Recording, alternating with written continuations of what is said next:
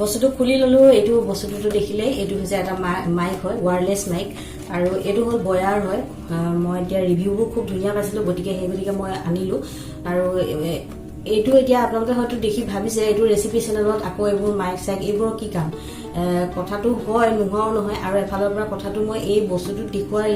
ইয়াত দেখুৱাৰ কাৰণটো হৈ গৈছে যিহেতু আমি ৰেচিপি কেইটা বনাবলৈতো ভিডিঅ' কৰিব লাগিব আৰু ভিডিঅ' কৰিবলৈতো আমি বুলিলে মাইক লাগি আৰু মোৰো মাইক নথকা নহয় এইটো বয়া যোনটো এতিয়া মই ইউজ কৰি আছো এইটো বয়া এইটোতো সকলোৰে ওচৰত প্ৰত্যেকজন যিমান ডাঙৰ ইউটিউবাৰ হলেও সকলোৰে ওচৰত এই প্ৰথম এইটোৱে পাওঁ মই বহুত চাইছো মানে মাইক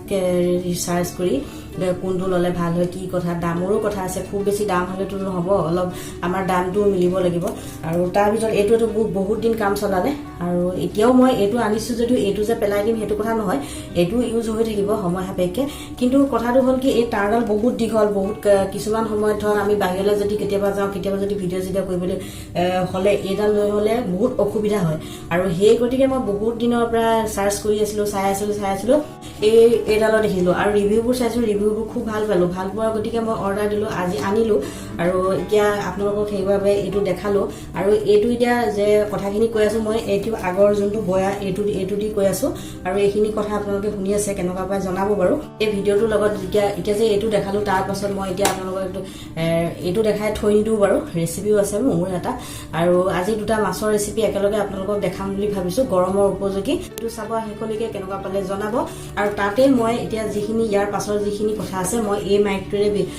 কৰিম বুলি ভাবিছো আৰু সেইবাবেতো আপোনালোকেতো কেনেকুৱা হয় গমে পাই যাব এই একেটা ভিডিঅ'তে আপোনালোকে গম পাই যাব কেনেকুৱা হয় আৰু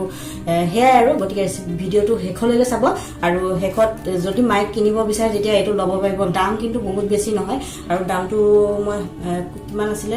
1300 মান হয় গতিকে বেছি নহয় আৰু এইটোৰ দামো বেছি নহয় আৰু যিহেতু এইটো বয়া হয় সেইটো বয়া হয় আৰু এইটো বয়া মাইক মই খুব ভাল পাইছো আৰু এই বয়াৰ মাইকটোৰ বেয়া বুলি কোৱা ৰিভিউ আপোনালোকে আজিলৈকে নাপাবই যিমান যদি চাৰ্চ কৰি চাই গতিকে এইটো যে কোম্পানীটো একেই হয় গতিকে মই সেইবাবে সেইটো এটা ভৰসা সেইকাৰণে মই আনিলো এক নম্বৰ কাৰণটো মই অনা হ'ল ওয়্যাৰলেছ হয় ইমান দীঘল তাৰ নাই আপোনালোকে মোবাইল হওক বা আজিকালিতো 90% ভিডিঅ' যিমান ডাঙৰ ইউটিউবাৰ হলেও মোবাইলতে ৱৰ্ক কৰে আৰু সেই মোবাইলতো ইউজ কৰিব পাৰিব DSLRটো ইউজ কৰিব পাৰিব সকলোতে ইউজ কৰিব পাৰিব গতিকে সেইবাবে এইটো আনিলো আৰু ভাবিলো আপোনালোকৰো আজি এতিয়াতো নতুন বহুত আহিছে ইউটিউবাৰ অৱশ্যে মই ক'বলৈ জনা যে মই পুৰণা ময়ো নতুনেই হয় এতিয়াও লাগি আছো এতিয়াও ভিউ অহাই নাই ভিউ নাহে আমি দিয়াৰ পাছতো 3-4 দিন এসপ্তাহলৈকে লাগি যায় 100 ভিউ আহিবলৈকে গতিকে মোৰ পুৰো নতুনই হয় গতিকে ভাবিলো শেয়াৰ কৰো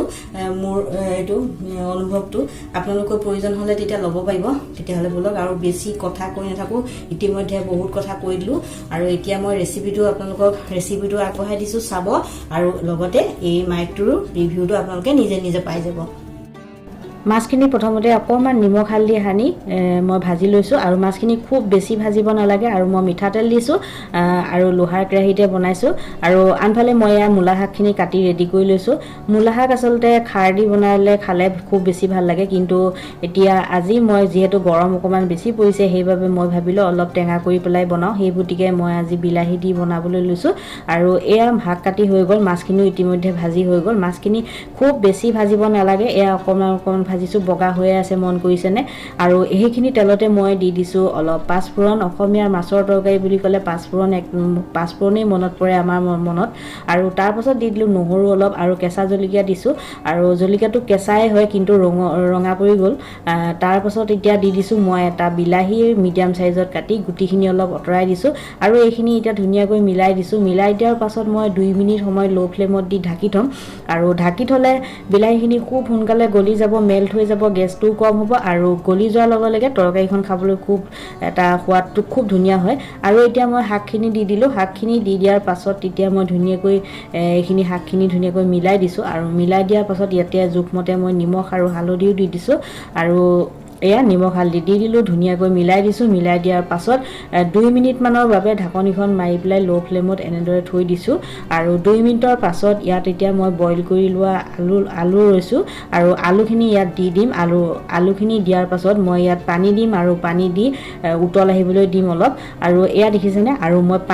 গৰম পানী ব্যৱহাৰ কৰিছোঁ, কুহুমীয়া গৰম পানী। আৰু এনেধৰণে তৰকাৰী বনালে পানী যোনখিনি এড কৰা হয় সেইখিনি গৰম পানী দিব পাৰিলে ভাল। আপোনালোকে চেষ্টা কৰিব গৰম পানী দিবলৈ। আৰু এতিয়া মাছ কেইপিচ দি 5 মিনিটমান হাই ফ্লেমত উতল আহিবলৈ দিম আৰু তাৰ পাছত তৰকাৰী ৰেডি হৈ যাব। আৰু মাছৰ তৰকাৰী বনালে শেষত 5 মিনিটমান হাই ফ্লেমত এনেকৈ উতল আহিবলৈ দিব লাগে, তেতিয়া তৰকাৰীখনৰ সোৱাদটো খুব ধুনীয়া হয়। আৰু মাছৰ তৰকাৰী বনালে উতল আহিবলৈ দিবই লাগে, উতল নাহিলে তেতিয়া তৰকাৰীখনৰ সোৱাদটো অকণমান কম যেন অনুমান হয়। শেষত মই অকণমান টেঙা চেপি দিলোঁ আৰু মোৰ আজি মূলা শাকৰ তৰকাৰী ৰেডি হৈ গ'ল। খাবলৈ কিন্তু বিৰাট টেষ্টি হয়। আপোনালোকে যদি এনেকৈ মূলাৰ তৰকাৰী খোৱা নাই মূলা শাকৰ, খাই চাবচোন। এতিয়া আহক নেক্সট যোনখন তৰকাৰী সেইখন বনাওঁ। আৰু মাছৰ তৰকাৰী যিহেতু মাছটো ভাজিবই লাগিব। আৰু এইখন তৰকাৰী মই বনাবলৈ লৈছোঁ জলফাই দি, কিন্তু এতিয়াতো জলফাইৰ ছিজন নহয়, গতিকে মই ভাবিলোঁ যোনখিনি অলিভ আমি আনি থওঁ পিজ্জা খাবৰ কাৰণে, সেই অলিভখিনিয়ে মই আজি বনাবলৈ লৈছোঁ। আৰু এই অলিভখিনি টেঙা সিমান নাথাকে, গতিকে মই কেইটামান বেছিকৈ দি দিছোঁ। এইখিনি খুব ধুনীয়াকৈ পিটিকি ল'লোঁ আৰু এইফালে মোৰ মাছখিনিও ভজা হৈ গ'ল। আৰু তেলতে দি দিলোঁ মই পাঁচফোৰণ দিয়াৰ পাছত মই এতিয়া এইখন তৰকাৰীত মই দিছোঁ ভোলখিনি এনেকৈ দীঘলে কাটি লৈছিলোঁ। আৰু ভোলখিনি দি মই এতিয়া ধুনীয়াকৈ মিলাই দিছোঁ আৰু 2 মিনিটমান সময় ঢাকনখন মাৰি এনেকৈ থৈ দিম। এইখিনিতে এটা নতুন ৰান্ধনীসকলৰ বাবে এটা টিপছ। আৰু এনেধৰণৰ পানী যিটো কেৰাহীত দিয়াৰ লগে লগে পানী হৈ যায়, এনেধৰণৰ যোনবোৰ পাচলি আছে সেই পাচলিবোৰ বনোৱাৰ সময়ত এনেদৰে অকণমান সময় ভাজি লৈ তাৰ পাছত নিমখ আৰু হালধি দিব।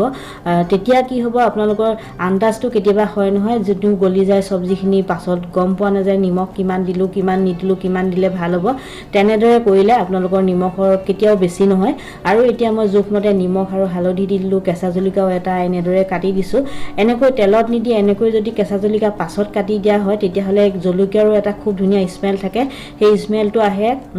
ভাল লাগে খাবলৈ। আৰু এতিয়া সেই ঠিক একেধৰণে গৰম পানী দি দিলোঁ আৰু অকণমান মই এইখন তৰকাৰীত পানী অকণমান বেছিকৈ দিছোঁ। আৰু আমাৰ অসমীয়াৰ মাছৰ তৰকাৰী বুলি কোৱাৰ লগে লগে অলপ জোল টাইপৰ হয় নহয়, বেছিকৈ জোল, সেইখন খাবলৈ খুব ভাল লাগে। আৰু এতিয়া মাছখিনি দিলোঁ, মাছখিনি দি 5 মিনিট সময় উতল আহিবলৈ দিছোঁ খুব ধুনীয়াকৈ। আৰু তাৰ পাছত এতিয়া মই যিখিনি অলিভ ৰেডি কৰি লৈছিলোঁ সেইখিনি একেবাৰে শেষত দিছোঁ। আৰু কাৰণ টেঙা দি দিলে পটকৈ সিজাত অকণমান অসুবিধা হয়, সেই গতিকে মই টেঙা অলপ কম হ'লেও যিহেতু টেঙাটো হ'বই অকণমান, সেই গতিকে মই লাষ্টত অলিভখিনি দিলোঁ, মানে জলফাইখিনি দি দিলোঁ। তাৰপাছত 5 মিনিট সময় হাই ফ্লেমত দি তৰকাৰীখন উতল আহিবলৈ দিলোঁ। আৰু এয়া মোৰ জলফাই